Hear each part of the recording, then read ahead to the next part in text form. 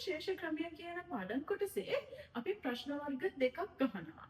ඒ ප්‍රශ්න වර්ග දෙක පළවෙනි ප්‍රශ්න වර්ගය තමයි වාරිකය සෙවීම.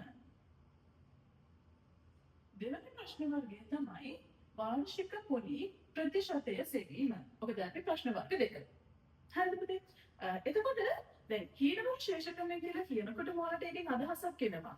හීන වෙනවා. ශේෂය හීන වෙනවා කියලා මේක කියන්නේ. ඒ කියන්නේ අපි සාමාන්‍යයෙන් අපි උදාහරණයකට ගමුකෝ අපි ණය මුදලක් ගන්නවා කියලා බැංකුවකට ගිහිල්ලා. එතකොට දැන් අපි 10 වසර කතා කරා සුළු පොලිය ගැන.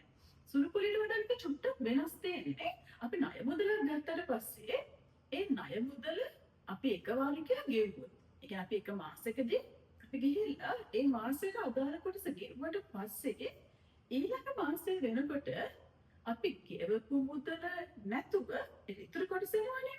අන්න ඒ ඉතුරු කොටස තමයි පොලිය ගණනය කරන්නේ. ඔක තමයි නිකන් සරලව කිව්වොත් හීන වෙනවා කියන එකේ අදහස. සරල අදහස.